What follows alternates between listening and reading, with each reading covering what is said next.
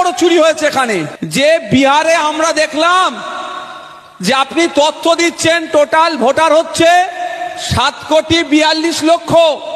আমাদেরকে প্রশ্ন তুলতে হবে, নির্বাচন কমিশনকে জবাব চাইতে হবে, তার কাছ থেকে জবাব আপনাকেই দিতে হবে।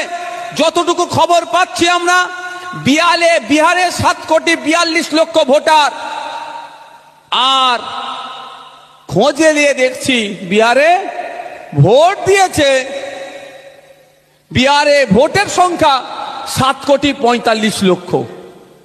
তো 3 লক্ষ কোথা থেকে আসলো?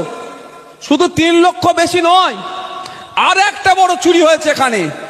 যে অভিযোগটা এসছে, বিহারে 100 জনের মধ্যে মানে টোটাল ভোটারে 66.67 66.67% ভোট পুল হয়েছে, পড়েছে।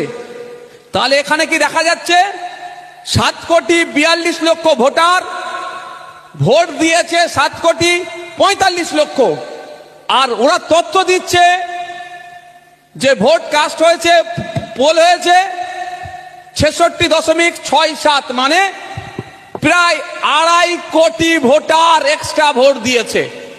তাহলে এই 2.5 কোটি ভোটার কোথা থেকে আসলো? কোন কবর থেকে উঠলো? কোন শ্মশান থেকে উঠলো? কোথা থেকে আসলো? এর জবাব কিন্তু আমরা কি করব? আমরা যেমন আমাদের ফর্ম ফিল আপ করে জমা দিচ্ছি, তার সাথে সাথে কেন্দ্রীয় যে নির্বাচন কমিশন আছে, ভারতের নির্বাচন কমিশন, তার কাছ থেকেও আমরা চাইব এর জবাব আপনাকে দিতে হবে।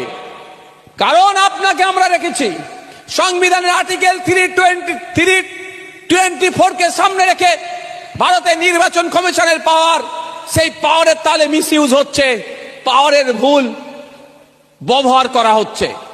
যেমন আপনাদের বলছি যে মাস্টারের যদি কোনো ভোটারের, মাস্টার কাকে বলছি?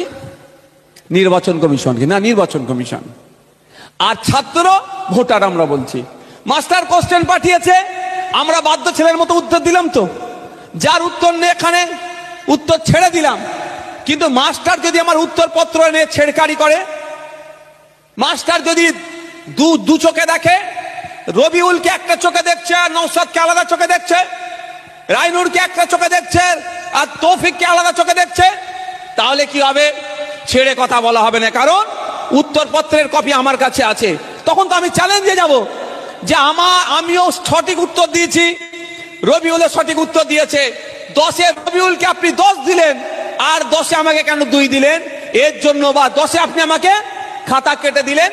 তার মানে কোনো বৈধ ভোটারের যদি অবৈধ পন্থা অবলম্বন করে, রাজনৈতিক চক্করে পড়ে, রাজনৈতিক কচলা কচলিতে যদি কোনো একটা বৈধ ভোটারের নাম কাটা যায়, কোন ভাঙড়ের যে কোনো, সে তৃণমূলের নেতা হতে পারে, তৃণমূলের সমর্থক হতে পারে, ভাঙড়ের বিজেপিকে সে ভালোবেসে ভোট দিয়েছে, আইএসএফ এর চরম বিরুদ্ধে হোক বা আইএসএফ এর সমর্থক হোক, ভাঙড়ের যে কেউ হোক, ভাঙড়ের কোনো একটা ভোটারের যদি বৈধ ভোটারের নাম কাটে মাস্টার, তাহলে এই মাস্টারের বিরুদ্ধে ভাঙড়ের বিধায়ক সুপ্রিম কোর্টে মামলা করবে, ছেড়ে কথা বলবে না।